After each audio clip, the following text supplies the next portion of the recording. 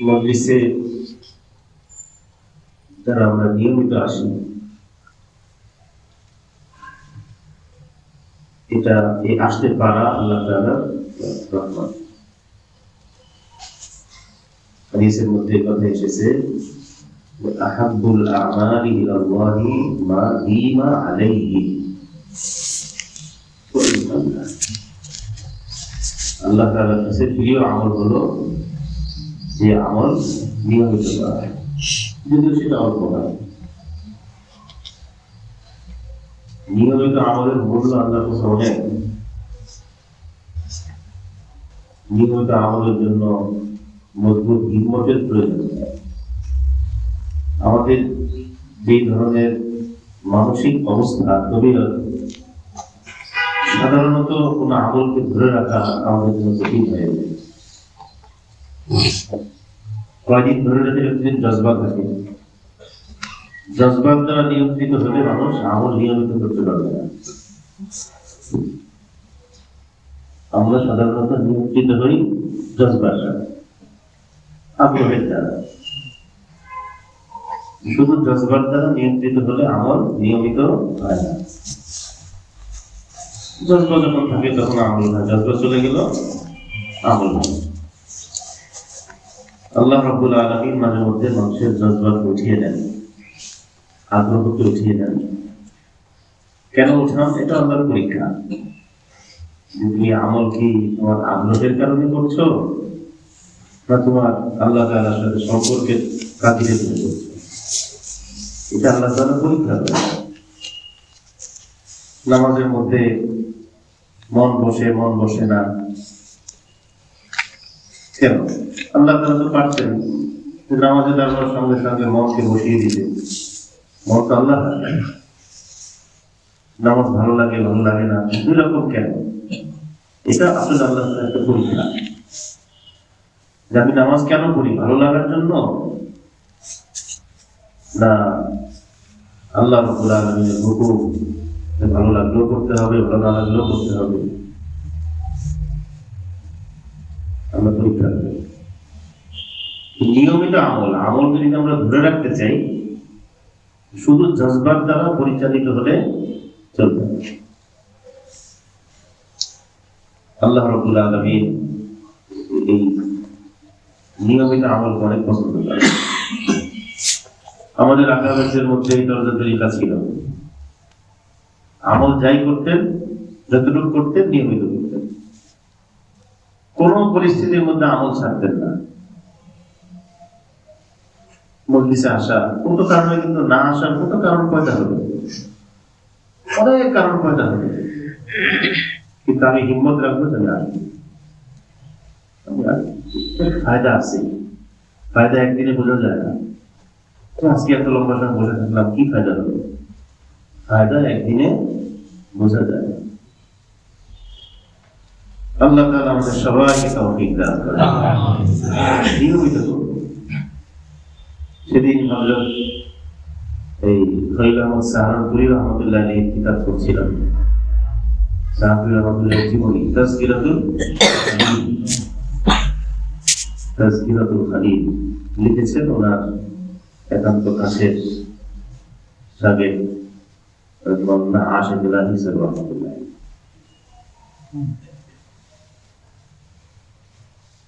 সেই তাজকিরাতুল খালিলের মধ্যে 7টা ঘটনা লিখেছেন। সেদিন যখন পড়ছিলাম তো খুব দিনের মধ্যে আসর করলো, আমাদের কি হাল, কত কারণে আমল ছেড়ে দিই, তাদের কি হাল ছিল। তো সেখানে হযরতের জিন্দেগিতে হযরতের দৈনন্দিন আমলের তালিকা পেশ করেছেন, যে সকাল থেকে নিয়ে 24 ঘন্টা কখন কি আমল করে। আমাদের আগামীদের জিন্দেগিতে এটা ছিল। আমরাও যদি আমাদের জিন্দেগি সুন্দর করতে চাই, আমাদের কিন্তু একটা তালিকা থাকতে হবে, যাকে আরবি ভাষায় বলা হয় ইদারাতুল ওয়াক্ত বা নিজামুল আওকাত, বিভিন্ন নাম বলা হয়। আমাদের কিন্তু সাধারণত এটা হয় না, থাকে না। রুটিন অনুযায়ী চলা, জিন্দেগি কাজে লাগাতে হলে রুটিন থাকতেই হবে। একটা ছোট্ট কামরার মধ্যে প্রবেশ করলাম, আমার নিজেরই ঘর। আমি ঘরে প্রবেশ করে দেখি যে বসার জায়গা নেই। কোথায় বসবো, জায়গা পাচ্ছি না। কিন্তু ঘরটা যখন গোছানো হলো, প্রত্যেকটা জিনিসকে জায়গা মতো রাখা হলো, বিছানাটা পরিপাটি করা হলো, জিনিসপত্র গুলো সুন্দর করে গুছিয়ে রাখা হলো, বসার জায়গা বের হয়ে গেল। বসারও জায়গা হলো, শোয়ারও জায়গা হলো। আমি মেহমানদের নিয়ে এসেছিলাম, তাদেরও মেহমানদের জায়গা হয়ে গেল একেবারে। অথচ কিছুক্ষণ আগে কি দেখলাম, আমার একবারে বসার জায়গা নেই। নিজাম বড় গুরুত্বপূর্ণ জিনিস, গুছিয়ে রাখা বড় গুরুত্বপূর্ণ জিনিস। আমার আম্মা এই কথা বলতেন, ওই যখন একটু অবসরও দেখতেন, বিশেষ করে কাপড়ের ওয়ার্ড্রোব, যারা অবসর থাকে তারা কাপড়ের মধ্যে রেখে দেন। উনি বলতেন যে তুমি যদি ওয়ার্ড্রোব 10টাও কিনো, তা তোমার মধ্যে গোছানোর তবিয়ত পদে না হয় 10টাই ভরে থাকবে, কোথাও জায়গা পাবে না, কোথাও জায়গা নেই। অনেক ফ্যামিলি, অনেক ঘরের মধ্যে কিন্তু এই সমস্যা আছে। চাহিদা আরেকটা ওয়ার্ড্রোব লাগবে, আরেকটা আলমারি লাগবে। খোঁজ দিয়ে দেখা গেছে আরেকটা যখন আনা হলো, ওইটাও 2-3 দিন করে ভরে গেছে। আলাদা মার্কেটিং করা হয়নি, কিন্তু ওয়ার্ড্রোব আনার পরে আলাদা কোনো কাপড় চোপড় কিনা হয়নি, কিন্তু যেটাই খোলা হয় সেটাই খোলা হয়। কারণটা কি? নিজাম নাই। কি নাই? নিজাম না থাকাতে কি হলো, প্রতিদিন গোসলের পরে কাপড় খোঁজাখুঁজি শুরু হয়, একটা এইভাবে আরেকটা এইভাবে। প্রতিদিন এক প্রশ্ন, কোথায় কোথায় কোথায় গামছা, কোথায় লুঙ্গি, কোথায় আমার জুতাটা, কোথায়? এই যে কতগুলো সময় নষ্ট হলো, জিন্দেগি ব্রেন খরচ হলো, কেন হলো? নিজাম না থাকার কারণে। তাহাজুর রহমতুল্লাহ এটা বলছেন, এই কথাটা মূলত থানভী রহমতুল্লাহ, যে তোমার ম্যাথ যেটা ধ্যাস লাইন, এখন তো এগুলো আমাদের পরিচয় কমে যাচ্ছে, কিন্তু বিদ্যুতের বিভিন্ন রকম ব্যবস্থা আছে। বিদ্যুৎ চলে গেলেও তুমি অন্ধকারে যেন তোমার ম্যাচটা খুঁজে পাও, এমন জায়গায় রাখো, নির্ধারিত জায়গায় রাখো। নিজাম গুরুত্বপূর্ণ জিনিস। এই নিজাম, একটা ঘরের মধ্যে যেমন নিজাম লাগবে, আমার ঘরটাকে আমি সাজিয়ে রাখবো। সাজানো মানে অনেক খরচ করা এটা না। সাজানো মানে এই যে দামি দামি ডেকোরেশন, কজনে পারবে এটা করতে? আমার যা আছে সেটাই আমি কি করি, তরতিব দিয়ে রাখি, এমন ভাবে রাখি আমি যত চোখ বন্ধ করেও নিতে পারি। এটা উদ্দেশ্য না বয়ানের, উদাহরণ দিলাম যে একটা কামরাও যদি গুছানো থাকে, ছোট্ট জায়গায় অনেক কিছু ধরে। ঠিক একজনের জিন্দেগি যদি গুছানো হয়, কখন কোন কাজ করবো, কতটুকু করবো, সব যদি গুছানো থাকে, ছোট্ট জিন্দেগিতে অনেক কাজ হবে। এই হায়াত থেকে অনেক ফায়দা নেওয়া যাবে। এই জন্য রাসূল করিম সাল্লাল্লাহু আলাইহি ওয়াসাল্লামেরও, যদিও এই শব্দ হাদিস থেকে বলছি না আমরা, নবীজির জিন্দেগি থেকে বলছি, নবীজিরও নিজামুল আওকাত ছিল। নবীজিরও কি ছিল? নিজামুল আওকাত। প্রত্যেকটা কাজের সময়সূচি, ধরা বাঁধা নিয়ম। আর কখনো নিয়মের ব্যতিক্রম হলে সেই ব্যতিক্রমটা নিয়মের অংশ। অনেক মানুষ যারা নিয়ম মতো চলে, তাদের জিন্দেগির ব্যতিক্রম গুলো নিয়মের অংশ। মাঝে মাঝে আমি ব্যতিক্রম করবো, এটা তার নিয়মের অংশ। যেদিন ব্যতিক্রম হবে সেদিন যে কাজটা ছুটে গেল সেই কাজটা পরে আবার করে নেন তিনি। জিনিসটা কাজা হয়তো কাজা, কাজা না হলে তার বিকল্প আরেকটা করে। ফরজ নামাজ ছুটে গেলে তো কি আছে, কাজা আছে। নকল ছুটে গেলে নকলের তার কি নেই, কাজা নেই। কিন্তু যারা নিয়মতান্ত্রিক জিন্দেগি যাপন করে, তারা নকল ছুটে গেলেও পরবর্তীতে নকলটা একটু বেশি করে নেয়। ওই সময়কার নকলই পরবর্তী যে সময় নকল করছে সেই সময়কার নকলটা একটু বেশি পড়ে, কারণ আগের সময় সে করতে পারেনি, কাজা না এটা, কিন্তু করে। নিয়মতান্ত্রিক জীবনযাপনকারীদের অনিয়মটাও তাদের জিন্দেগির একটা কি নিয়ম। তো যাই হোক, নিজামুল আওকাত, কয়জনের আছে আমাদের? এটা বুঝে বুঝে জিজ্ঞেস করি। আমাদের আকাবাড়িতে জিন্দেগিতে ছিল, লিখিত থাকা জরুরি না, এটা একটা নিয়মের মধ্যে চলবে। আমার সাহাবী রাহমাতুল্লাহ কথা বলছিলাম, তো তার নিজাম ছিল ফরজের বিষয়ে তার কথাই নেই। ফরজ নামাজ মসজিদে পড়বেন, জামাতের সাথে পড়বেন, আগে আগে আসবেন, কোন নামাজে কত মিনিট আগে আসবেন, এটা নিজামের মধ্যে ছিল ছিল তার একটা বিশেষ নিজাম ছিল যে তাহাজ্জুদে 3 বার পড়বেন, তাহাজ্জুদে 3 বার, এটা নিজাম ছিল। এতটার সময় উঠে যাবেন, আর আওয়াবিনে পড়বেন সোয়া পারা, এটা নিজাম। হজরতের জিন্দেগির মধ্যে লেখা হয়েছে যে ঝড় আসুক, তুফান আসুক, কিয়ামত হয়ে যায়, হজরতের আমল ছুটে যায়। এই আমল দেখেন আমাদের কত কারণে ছুটে। তো বড়দের জিন্দেগি আমাদের জিন্দেগির মধ্যে পার্থক্য এটা, আমরা আমল না করার অজুহাত করি, আর তারা আমল না ছাড়া সুযোগ খুঁজতে চায়। কিভাবে আমলটা করে ফেলা যায়, করার সুযোগ খুঁজতে করতে হবে আমাদের। এই জন্য বড়দের জিন্দেগির, বহু মানুষের জিন্দেগির মধ্যে এই কথা আছে, ট্রেন চলছে, ট্রেনের গতিতে তিনি সমস্ত যাত্রীদের মধ্যে থেকে একটা জায়গা ফাঁকা করে সেখানে নামাজে দাঁড়িয়ে গেছেন। এটা কার পক্ষে সম্ভব? তো সাহাবীর রহমাতুল্লাহ ঘটনাটা শুনে, তার মেয়ে, হযরতের মেয়ে খুব মুমূর্ষ অবস্থা, মেয়ে বোঝাই যাচ্ছে যে দুনিয়াতে বেশিক্ষণ থাকবে না মেয়েটা। তখন করণীয় কি? তখন করণীয় হলো তার সামনে বসে তাকে তালকিন করা, সূরা ইয়াসিন পড়া, একটা মৃত্যুর পরিবেশ তৈরি করা।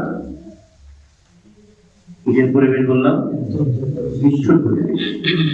দুনিয়াতে এক দেশ থেকে আরেক দেশে যখন কেউ যায়, তার বিদায়ের একটা পরিবেশ হয় না? ঠিক দুনিয়া থেকে যখন মানুষ বিদায় হবে, তারও একটা পরিবেশ দরকার। তখন স্বাভাবিক মৃত্যু ঘটে, মানুষের সুযোগ থাকে। তো সেই পরিবেশ রাসূল করিম সাল্লাল্লাহু আলাইহি ওয়াসাল্লাম বলে দিয়েছেন, ইকরাউ ইয়াসিন আলা মাউতাকুম, তোমরা তোমাদের মৃত ব্যক্তিদের সামনে, মানে যে মরণমুখ যে ব্যক্তি, মুমূর্ষ ব্যক্তি, তার সামনে তার কাছে তোমরা সূরা ইয়াসিন পড়ো। নবীজির এটা হুকুম। আরেকটা হলো তালকিন করো, তার সামনে বসে কালেমা পড়তে থাকো, তার কানে আওয়াজ যেতে থাকো, সেও পড়তে পারে, তারও মনে করবে। তালকিনের তো নিয়ম আছে, না বলা, কালেমা পড়ো, কালেমা পড়ে, এটা না বলা, তার কানে আওয়াজ যায় এমন একটা ধ্বনিতে পড়তে হবে। মৃত্যুর পরিবেশ তৈরি করা, সে আল্লাহ বান্দা সুন্দর বলে যেতে পারে আল্লাহর কাছে, তাকে বিদায় জানানো অনেক বড় আমল। এখন তো আমাদের অস্থিরতা, প্রসঙ্গ ক্রমে বলি, আমাদের অস্থিরতা হলো যখন আমরা বুঝতেও পারি যে হ্যাঁ আর সময় নেই, বোঝা থাকে, এবং সেটা আল্লাহ তাআলা কিন্তু বোঝান, আল্লাহ কিন্তু বোঝান যে সময় কিন্তু বেশি নাই। ওই ধরনের মুহূর্তে কিন্তু এই মানুষটাকে নিয়ে দৌড়াদৌড়ি, ছুটাছুটি, এটা শরীয়তের মেজাজ না, শরীয়তের কিনা এটা মেজাজ না। একটা মানুষ বুঝতে পারছি না যে কি অবস্থা, তখন আমরা ছুটাছুটি করবো, সেটি দৌড়াদৌড়ি করবো, কিন্তু অনেক সময় তো বোঝা যাচ্ছে সময় ফুরিয়ে এসেছে, চলে যাওয়ার সময় হয়েছে। তখন শরীয়তের মেজাজ হলো তার বিদায়ের পরিবেশ তৈরি করো, তাকে নিয়ে ছুটাছুটি করা।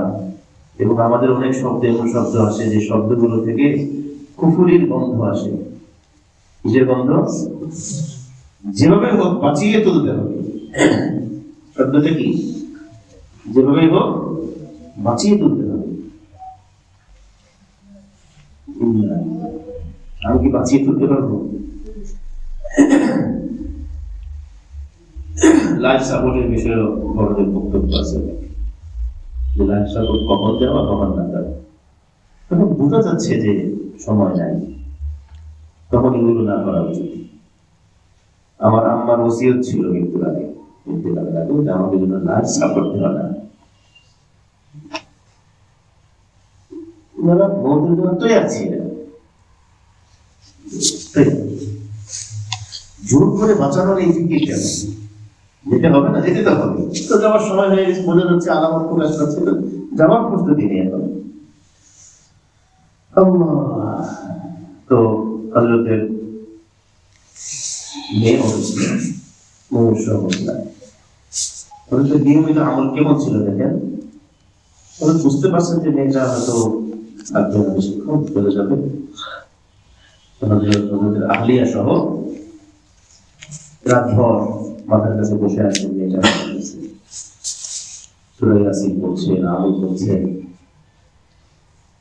এর মধ্যে যখন রাতের শেষ রাত শুরু হলো, তখন তাহাজ্জুদের নামাজ পড়বে সেই সময়টা শুরু হওয়ার পরে আহলিয়াকে বললেন যে আমার তো তাহাজ্জুদের সময় হয়েছে, নামাজ পড়বো, তুমি এখন বসো কথা কাছে, আমি আমার আমলটা আনি। আমাদের পক্ষে কি শান্ত আল্লাহ ফয়সালার সামনে, কি শান্ত মেজাজ, বিদায় জানাচ্ছেন মেয়েকে, আল্লাহর হাতে তুলে দেওয়ার তোড়জোড় চলছে। এমনটা মনে করলো যে কেমন পাষণ্ড বিদায়, বিদায় এই মেয়েটাকে নিয়ে ঘরে বসে আছে।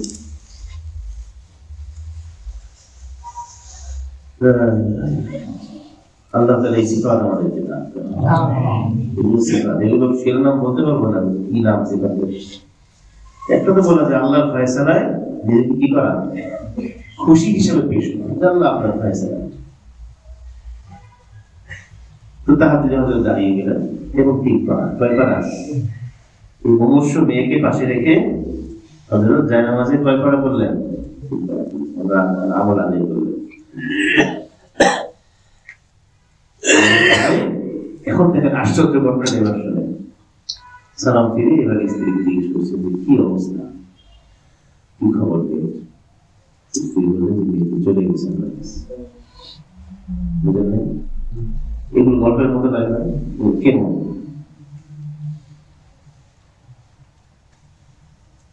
চিৎকার তো দিবে নাকি, কোনো আওয়াজ নেই, চলে গেছে। কত সুন্দর মৃত্যু, কত সুন্দর মৃত্যু। মা পাশে বসে আমল করছে, বাবার পাশে দাঁড়িয়ে তাহাজ্জুদ করছে, ভোর রাতে খুব সুন্দর ইন্তেকাল, ঘরে সুন্দর পরিবেশে, পাক সাফ পরিবেশে আল্লাহর রহমত করতে থাকে। ভোর রাতে এত সুন্দর মৃত্যু নসিব হওয়ার বাহ্যিক ওসিলা কি? আল্লাহর ফয়সালায় খুশি। মৃত্যুর পরিবেশ, এই কথাটা মনে রাখতে হবে। মুমূর্ষ ব্যক্তির জন্য তার একটা সুন্দর পরিবেশ নিশ্চিত করতে হবে। তখন যেমন ছোটাছুটি কোনো ফায়দা হতে পারে, ঠিক আছে, কিন্তু বাড়াবাড়ি আল্লাহ পছন্দ করে। যখন ছোটাছুটি করি বাঁচতে পারবো আল্লাহ। এই জন্য আপনাদের অসুস্থ হলেন, বেশি অসুস্থ রহমতুল্লাহ ঘরের কথা বলি, শিক্ষণীয়। আমরা ছোট মানুষ, অবুঝ মানুষ, আরো যে বাবার প্রতি গান, এই জাতীয় বিভিন্ন কারণে বাবা যখন পড়ে আছেন বিছানায়, কথা নেই, বার্তা নেই, নড়াচড়া নেই, করে থাকা, শুধু জানটা আছে। তো আমরা অনুরোধ করলাম আদি হুজুরকে একটু কষ্ট করে আসে পাশে। আমরা তালিম সরকার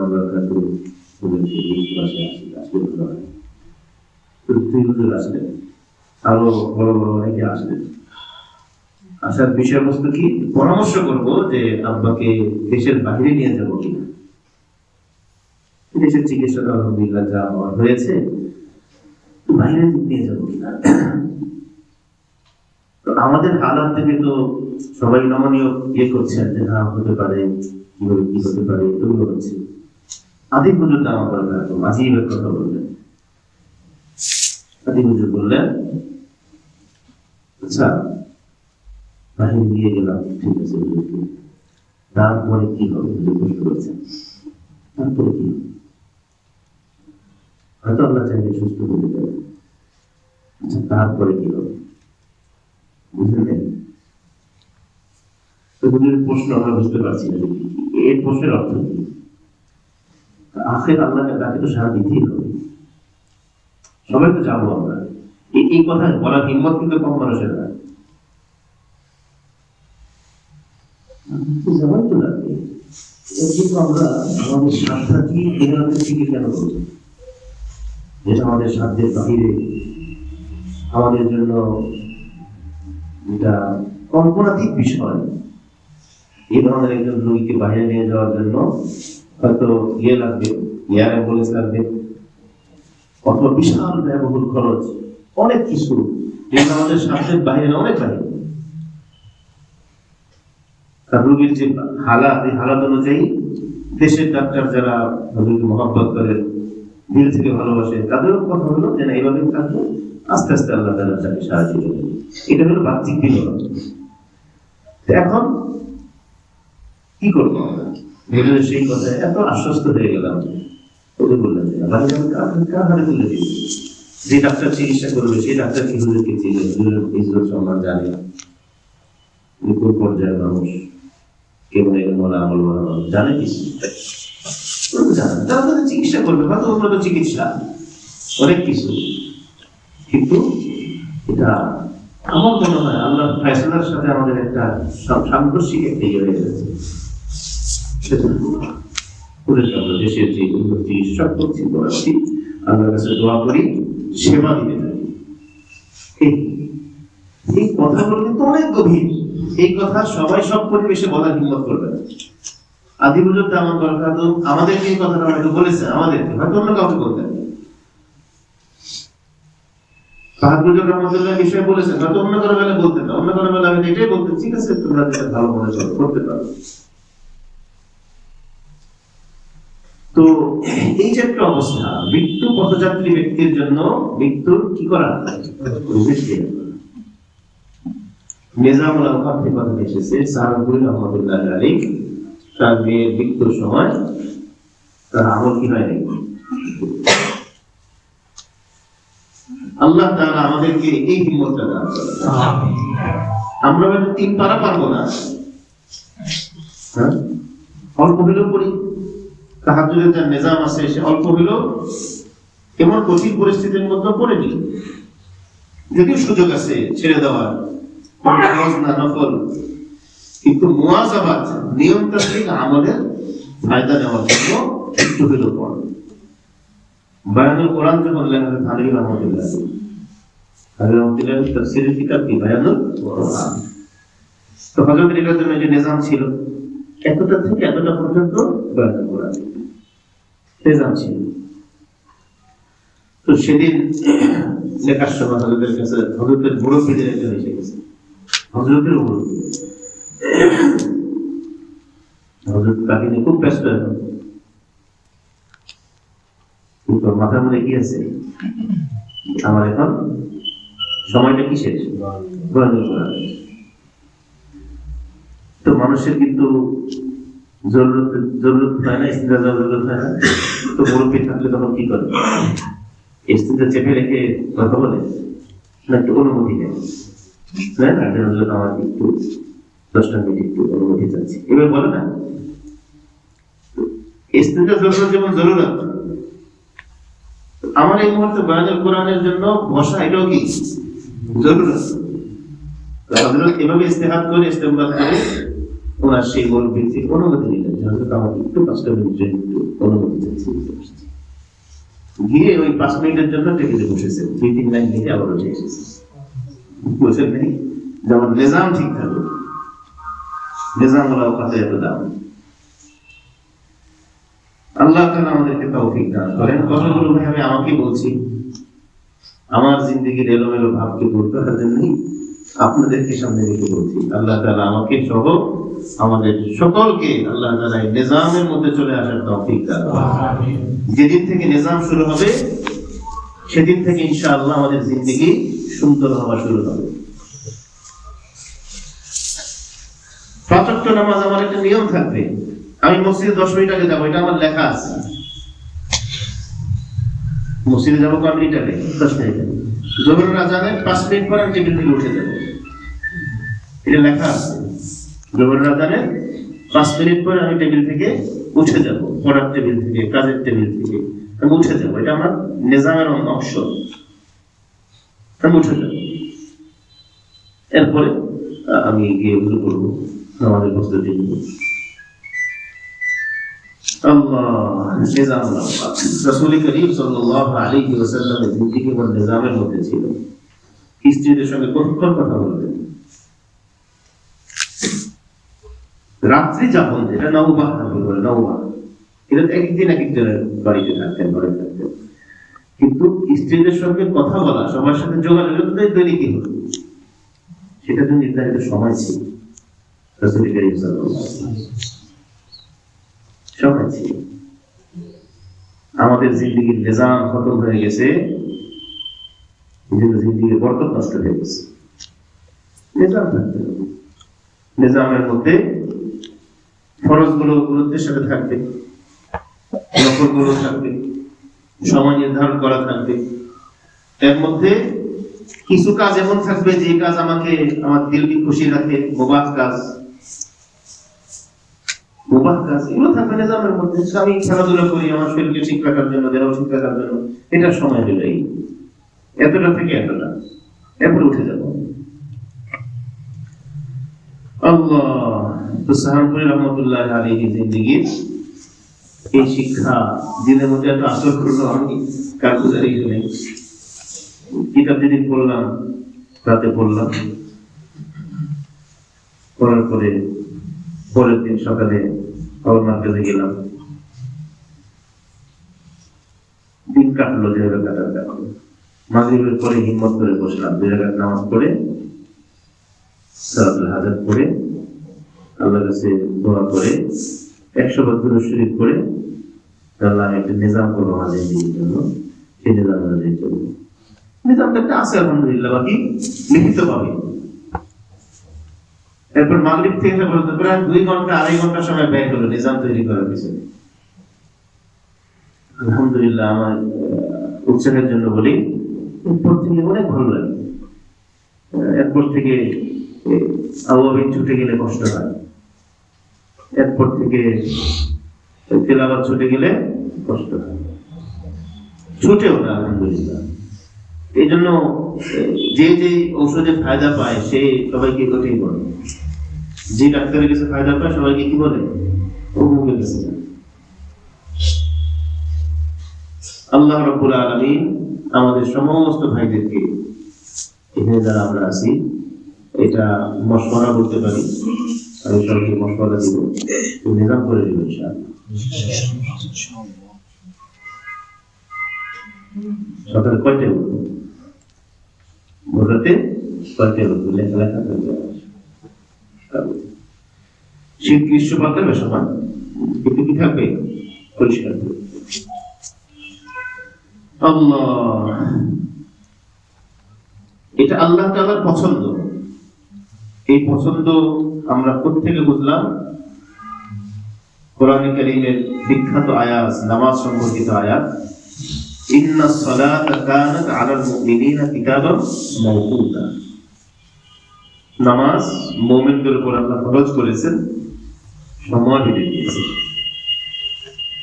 সময় বেঁধে দিয়েছেন দৈনন্দিন আমলের জন্য। এই সময় নফল নামাজের জন্য কিন্তু সময় বেঁধে দেওয়া, বিশেষ বিশেষ নফল থেকে সময় বেঁধে দেওয়া, এতটা থেকে এতটা পর্যন্ত তুমি পড়বে, তাহাজ্জুদ এতটা থেকে এতটা পর্যন্ত পড়বে। এভাবে ফরজ রোজার জন্য আল্লাহ তাআলা কি করেছেন? সময় বেঁধে দিয়েছেন। হজের জন্য সময় বেঁধে দিয়েছেন। বছরে একবার যাকাত, বছর যখন ঘুরবে একটা সময় আল্লাহ তাআলা কি করেছেন? নির্ধারণ করে দিয়েছেন। এখান থেকে বোঝা যায় যে আল্লাহ তাআলা বান্দাদের জিন্দেগির এটাই পছন্দ করেন যে তুমি তোমার জীবনের অন্য কাজগুলোকে একটা সময়ের সাথে তুমি বেঁধে নাও, যখন পারি করবো না, কখন করবো, কতটুকু করবো, এটা নির্ধারিত থাকবে। হুজুর রহমতুল্লাহ আলাইহি দেখেছি আলহামদুলিল্লাহ একেবারে শয্যাশায়ী হওয়া পর্যন্ত, মানে দিমাগ যতদিন পর্যন্ত কার্যকর ছিল ততদিন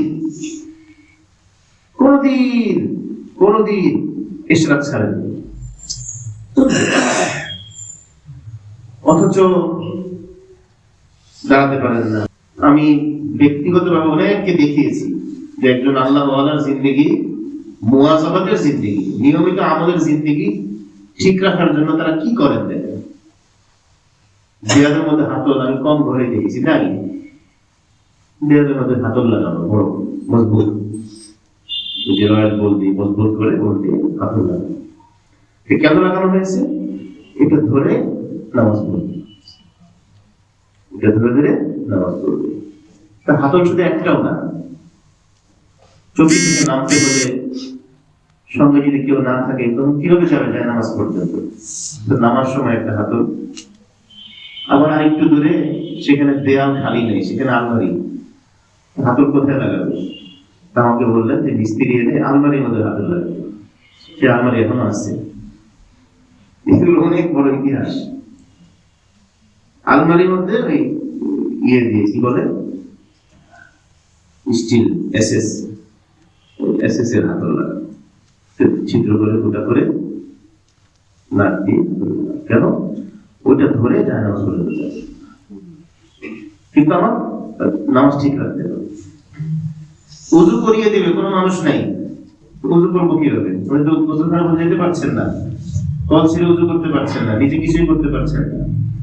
তো আমাকে বললেন যে একটা ব্যবস্থা এমন করতে হবে তোমরা কেউ না থাকলেও যেন আমি উযুটা করতে পারি। তো আমার মাথায় যত ইঞ্জিনিয়ারিং বুদ্ধি কাজ শুরু করবো, খুব ব্যবস্থায় কেউ নাই, এমন একজন অসুস্থ ব্যক্তি নিয়ে একা একা উযু করবে, কি ব্যবস্থা এটা? তো আমাকে বললেন যেটা করতে হবে। তো অনেক চিন্তা ভাবনা করে একটা সিঙ্ক, রান্নাঘরের যে সিঙ্ক, এটার ব্যবস্থা করলাম। ওটার নিচে আবার নিচে একটা সিস্টেম করে চাকা লাগিয়ে দিলাম। এটা টান দিলে যেন চোখে ঘাটের কাছে চলে আসে। পানির ব্যবস্থা করলাম সেভাবে। আসলে ওনার মনে জরুরত হয় না ওনার এটা, আলহামদুলিল্লাহ আল্লাহ আমাদেরকে দেখেছিলেন। এই যে কথাগুলো যে আমি আমাদের ঠিক রাখতে, আমরা কত কারণে ছেড়ে দিচ্ছি। মাগরিবের নামাজ একদিন আজান হয়ে গেছে, কামরাঙ্গীরচর থেকে লালমাটি আসবো, নিউ মার্কেট হয়ে। মাগরিবের উনি আজানের পরে দেরি করতেন না, সফরে কখনো মসজিদে হয়তো জামাতের সাথে করতে পারছেন না, আজানের পরে দেরি করা যাবে। নিউ মার্কেটের এই জ্যামের মধ্যে চোখে দেখছেন না ঠিক মতো, আর আমি গাড়ি চালাচ্ছি, নামাজ পড়তে হবে কোথায়? বললাম ভাই একটু জ্যামটা আছে, জ্যামটা আছে। কিসের জ্যাম? নামাজ পড়তে হবে, গাড়ি থাম। তখন তো বেরোনো একটু রঙিন হয়ে গেছে, নামাজ পড়তে হবে। আমি কি করবো? কোনো জায়গা পাচ্ছি না, কোথায় গাড়ি থামাবো, কোথায় কি করবো? জ্যামটা একটু ছাড়ানোর পরে নিউ মার্কেট ছাড়িয়ে যে ঢাকা কলেজ না, এটা আশপাশের পরিবেশটা সুন্দর ছিল, সেখানে গাড়ি থামালাম। রাস্তার মধ্যে তোমার কি ছিল বেশি, ওখানে জামাতের সাথে নামাজ পড়তে হবে। ঢাকায় এমন কিছু আমরা দেখেছি কখনো যে ঢাকার ফুটপাথে জামাতের সাথে নামাজ পড়তেছি, কিন্তু পড়তে বাধ্য হয়েছি। কেন? ওরা নিয়ম ছুটে যাচ্ছে, এটা আমি এখন পড়তেই হবে। আরেকদিন ঠিক শুনে এক জুতার দোকানের মধ্যে ঢুকেছি, ভাই আমাদের নামাজ পড়তে হবে, একটু ব্যবস্থা করে দেবেন। ওখানে নামাজ, আল্লাহ তেলাওয়াত কোরআনে কারীমের নিয়মিত পড়া, প্রতিদিন আমাকে এই পরিমাণ পড়তেই হবে। হাফিজুর রহমতুল্লাহ নিয়ম আমরা জানি, ওনার নিয়ম ছিল কত পারা পড়া? 9 পারা। আর এই আমাদের খৈলামা সাহেব রহমতুল্লাহ কিতাবে বললাম, ওনার নিয়ম ছিল তাহার থেকে 3 পারা, আর আউয়াবিনে 2 পারা। জাহাজের সফর, সেখানে 7টা ঘটনা লিখেছেন মুয়াযাবাতে। নিয়মিত আমলের ওনার জিন্দগির 7টা বড় বড় সুন্দর ঘটনা লিখেছেন। একটা লিখেছেন হলো ট্রেনের সফর ছিল, ভিড় বাট্টা, চরম ভিড়। হিন্দুস্তানের ট্রেনের সফরটা বড় সফর, এটাই মানুষ বেশি চড়ে গেল, বসার মতো জায়গা নেই, এই অবস্থা। সিট তো সব ভরা, মানুষ দাঁড়ানো বসার নিচের মধ্যে। আশিকিনা বিরাশি রহমতুল্লাহ লিখছেন যে আমি সেদিন চিন্তা করলাম হযরতের তো ইসলামের সময় হয়েছে, আবুবকরের সময় হয়েছে, এখন হযরত কি করবেন? তাহাজ্জুদের সময় হয়েছে, এখন কি করবেন? আজকে তো করতে হবে, হয়তো কোনোদিন ছাড়েন না, আজকে কি করবেন? এই ভাবতে ভাবতে ওনার জীবনে এসেছে। তো কিছুর উপরে দেখে যে হযরত নাই, বৃদ্ধ মানুষ।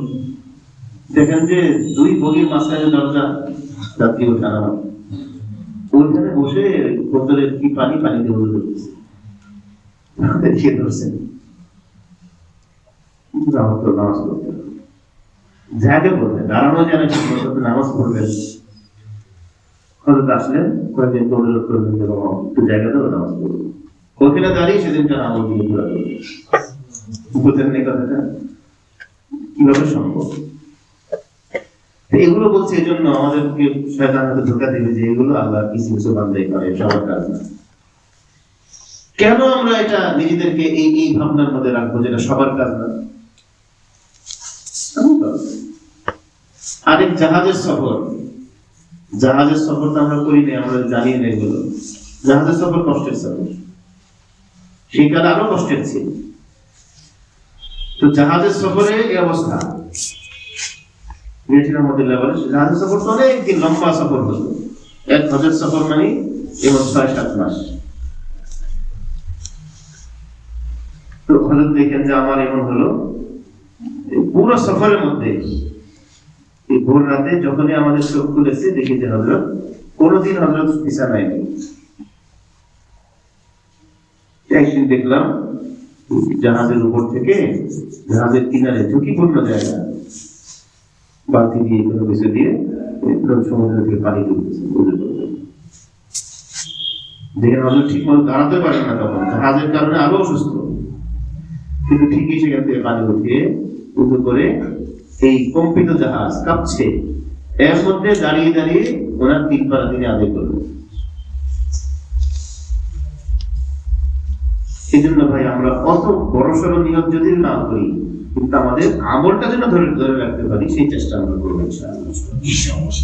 আমি করবো ইনশাআল্লাহ। তার মধ্যে 5 ওয়াক্ত নামাজ আমার জামাতের সাথে হবেই হবে, পাক্কা নিয়ত। জামাত ছুটে যাওয়ার যে কত অজুহাত আমাদের, কত অজুহাত। জামাত ছুটতে পারে, এটা আমার নিয়ম। আমি আযানের পরে কোনো কাজ করবো না, উঠে যাও, আযানের পরে উঠে যাও। তেলাওয়াত আমার যতটুকু আমি নির্ধারণ করেছি আমি করবোই করবো। এটার জন্য আমি বর্তমানে আধুনিক এই ব্যবস্থাগুলো আছে, এগুলো সব সহজে নিতে পারি। আমি সফরে আছি, সফরে আমি আমার পারাটা পড়ি, পড়ি বাদ না। আহাব্বুল আ'মালি ইলাল্লাহ মা দীমা আলাইহি ওয়া ইনকাল্লা। আল্লাহ রাব্বুল আলামিনের কাছে প্রিয় আমল হলো যে আমল নিয়মিত হয়, যদিও সেটা কম। আল্লাহ তাআলা আমাদের সবাইকে কবুল করুন, তৌফিক দান করুন। আমিন। তো নিয়মিত আমলের মধ্যে কি কি থাকতে পারে? 1 নম্বর হলো আমার ফরজ আমল। ফরজের পরে একজন মুমিনের জিন্দেগি, যদিও এটাকে আমরা বলবো নফল আমল, কিন্তু এক বিবেচনায় এটাও ফরজের মতোই, সেটা হলো কোরআনে কারীমের তেলাওয়াত।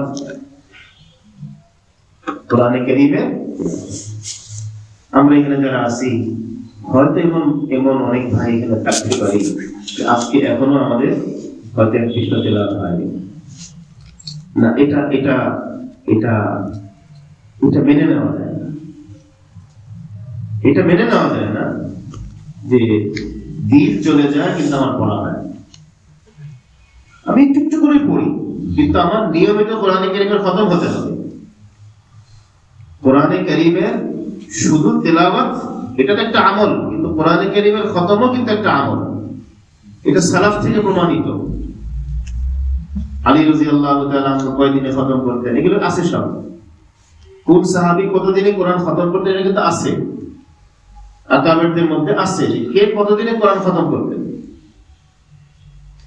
আমি হয়তো তাদের মতো পারবো না, কিন্তু আমার একটা নিয়ম থাকতে হবে। কিন্তু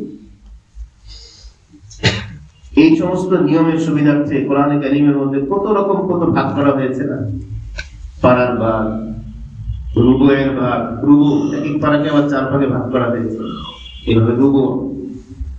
আবার হিজবের ভাগ, পুরো কোরআনে কারীমের মধ্যে কয়টা হিজব, মঞ্জিল, মঞ্জিল কয়টা? 7টা মঞ্জিল, মঞ্জিলের ভাগ। ওকে আমির রহমতুল্লাহ আলী ওনার ছাত্রদেরকে উৎসাহিত করতেন এই মঞ্জিল অনুযায়ী তেলাওয়াত করা, মঞ্জিল। সেদিন ওনার এক ছাত্রদের সঙ্গে দেখা হলো, উনি বললো হযরত যে ছাত্রদেরকে তৈরি করে গেছেন সেই ছাত্ররা এখনো পর্যন্ত এই মঞ্জিলের আমল করে যাচ্ছে, চলছে। কোরআনে কারীম যখন নিয়মিত পড়া হয় এটা উখরাবি ফায়দা তো আছে, এক দুনিয়াবি ফায়দা কিন্তু আছে। তার মধ্যে বড় ফায়দা হলো শরীর সুস্থ থাকে। আমি নিজের ব্যাপারে দেখেছি, এটা কতটুকু বলা মনে আছে জানি না। সেদিন তেলাওয়াতটা কম হয় বা হয় না, সেদিন নিজেকে অসুস্থ লাগে। হাফিজুর রহমতুল্লাহ আলীর জিন্দেগির এত সুস্থতা, অসুস্থ মানুষ ছিলেন। এখান থেকে সোয়ালে মুকাদ্দারের জবাব শুনে রাখেন। এর মানে এই না যে কেউ অসুস্থ হলে তাকে আমরা এই বদগুমানি করবো, করতে না। এই জন্য এই ওয়াজ করতে আমার ভালো লাগে। এটা নিজের ব্যাপারে এই কথা বলবো যে আমি বিপদে কেন পড়েছি, আমার বদামলের কারণে। কিন্তু কোনোদিন কারো দিকে আঙ্গুল দিয়ে বলা যাবে না ও লোকটা বিপদে পড়েছে তার বদামলের কারণে। এটা আমাদের সংশোধন করতে হবে। কোনোদিন কারো ব্যাপারে কথা বলা যাবে না যে অমুক ব্যক্তি বিপদে পড়েছে তার বদামলের কারণে, এটা বলা যাবে না। আর সামগ্রিকভাবে বলা যাবে যে আমরা বিপদে আছি আমাদের বদামলের কারণে।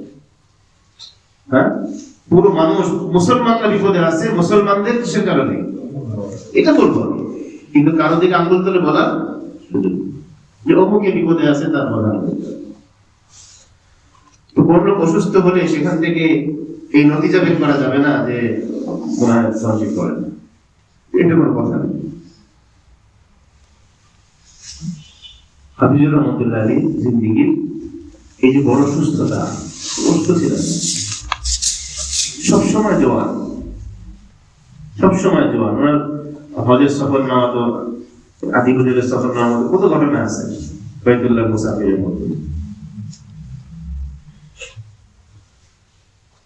বুড়া মানুষ এই একা একা আত্মহত্যা করছেন তো করছেনি, জোয়ানরা কাহিল হয়ে গেছে। দীর্ঘ সফর শেষে ঢাকা থেকে কোন কোন দেশে সফর করছেন, তাও এখন তো আমাদের আরামের সফর না। আরামের সফরে তো ক্লান্তি আসে, আর কষ্টের সফর তাহলে ঠিকই কষ্টের সফরের পরে গিয়েও ঠিকই আমাদের দাঁড়িয়ে যাচ্ছেন, ঠিকই কোরআন কারীম পড়ছেন, ক্লান্তির কোনো ছাপই নেই। এর সবচেয়ে বড় কারণ আমার ক্ষুদ্র দৃষ্টিতে উসিলা হচ্ছে কোরআন কারীমের তেলাওয়াত। কোরআন কারীমের নিয়মিত তেলাওয়াত লাগবে। দুনিয়াবি ফায়দা, ফায়দার মধ্যে বড় ফায়দা হলো সুস্থতা, দেহ সুস্থ থাকে কোরআন কারীমের তেলাওয়াত। এই জন্য একটা নিয়ম থাকতে হবে আমার, এই সুস্থ থাকার জন্য না, কোরআন কারীমের হক আদায়ের জন্য আমার একটা কি লাগবে, নিয়ম লাগবে। সুস্থ থাকার জন্য আমি কোরআন পড়বো সুস্থ থাকার জন্য, এটা না। যদি সুস্থ থাকার নিয়তে কোরআন পড়ি, এই নিয়তটা কিন্তু সহি নিয়ত হলো না। হ্যাঁ, কোরআন কারীমের থেকে শেখা নেওয়ার জন্য পড়া সেটা একটা ভিন্ন বিষয়। কিন্তু আমি নিয়মিত কোরআন পড়ি কেন, সুস্থ থাকবো বলে। রোজা রাখি কেন, সুস্থ থাকার জন্য না। রোজা রাখার দ্বারা সুস্থ থাকা যাবে, ফায়দা আছে, এটা আমার নিয়তের এক জায়গায় থাকতে পারে, কিন্তু এই নিয়তে তো রোজা রাখবো না। নিয়মিত কোরআন কারীমের তেলাওয়াত কতটুকু পড়বো আমি আমার সাধ্য অনুযায়ী একটা নিয়ম করে নিব, আজকেই করবো ইনশাআল্লাহ, এটা আমার নিয়ম। এর প্রতি পরিমাণ পড়ব। এক পৃষ্ঠা হলো পড়ি। এই পড়ার মধ্যে গুরুত্বপূর্ণ একটা বিষয় হলো নিয়মিত ব্যবধানে খতম। অনেক ভাই এটাকে পছন্দ করে না, কোরআন খতমের বিষয়টা। যে খতম কোথায় পেয়েছেন আপনারা? কোরআন শরীফ পড়লেই তো হলো না। খতম এটা সালাফ থেকে প্রমাণিত। সাহাবায়ে কেরামের জিন্দেগি থেকে এই পর্যন্ত উম্মার যারা অনুসৃত ব্যক্তিত্ব, তাদের জিন্দেগিতে কোরআনে কারীম নিয়মিত খতম করার আমল আছে। এটা নিজেরাও করবো, ঘরেও করবো, বাচ্চাদের মধ্যে এই প্রচলন, এই নিয়ম চালু করবো, বিবি সাহেবকে উদ্বুদ্ধ করবো। ঘরে মা বোনদের, পুরুষদের যাও নিজাম থাকে, মা বোনদের কিন্তু বেশিরভাগ ক্ষেত্রে নিজাম থাকে না। সেদিন আব্দুল মালিক আমার ঘরে খবর নিলেন, যা বললাম সন্তোষ প্রকাশ করলেন আলহামদুলিল্লাহ। তখন আমাকে হুকুম করলেন যে তুমি আল-কাউসারের জন্য নারী সংখ্যা দুটো লেখা লেখো, নারীদের জন্য নিজামুল আওকাত। সেখান থেকে আমার এই গোতালা করলাম, যেখানে এগুলো নারীদের জন্য নিজামুল আওকাত, মহিলাদের জন্য নিজামুল আওকাত থাকে না। সেখানেও লাগবে। এই জন্য নিজেরাও নিজাম করি, কোরআন তেলাওয়াতের একটা নিয়ম করি, আর ঘরের মহিলাদের জন্য এই নিয়ম একটা তৈরি করি, নিজেরা মশওয়ারা করে সে নিয়ম তৈরি করি। সেখানে বিশ্রামের সময় থাকবে। আর ঘরের মহিলাদের অনেক ওজর থাকে, তাদের নিজাম সব উলটপালট হয়ে যায় বাচ্চাদের কারণে। ওইটাও নিজাম, ওইটাও কি নিজাম। অনেক বাচ্চা এমন আছে মায়ের নিজামের কারণে বাচ্চাও কিসের মধ্যে চলে আসে? নিজামের মধ্যে চলে আসে। মা নিজেও জানে যে বাচ্চা ঠিক 3টার সময় একবার কেঁদে উঠবে, তাকে এক ফিডার দুধ দিতে হবে। বাচ্চারও কি হয়ে গেছে? নিজাম হয়ে গেছে। কিন্তু মায়ের যদি নিজাম না থাকে, বাচ্চাদের মধ্যে কি থাকে না? নিজাম থাকে। তো কোরআন তেলাওয়াত থাকতে হবে। কেউ 1 পৃষ্ঠা পড়ি, কেউ 2 পৃষ্ঠা পড়ি, কেউ 3 পৃষ্ঠা পড়ি, নিয়মিত পড়ি। নিজামের মধ্যে আরেক গুরুত্বপূর্ণ নিজাম হলো প্রতিদিন কিছু সময় আল্লাহর সাথে কিছু সময় নীরবে সময় দেওয়া। খালওয়াত কিছু সময়, আধা ঘন্টা হোক, এই সময়টা আমি একান্ত আল্লাহ তাআলার সাথে আমার দোয়া মোনাজাত হবে, কান্নাকাটি হবে। এটা লাগবেই, এটা লাগবেই। একজন বুজুর্গের জিন্দেগি এমন পাওয়া যায় না যার এটা ছিল না, নাই।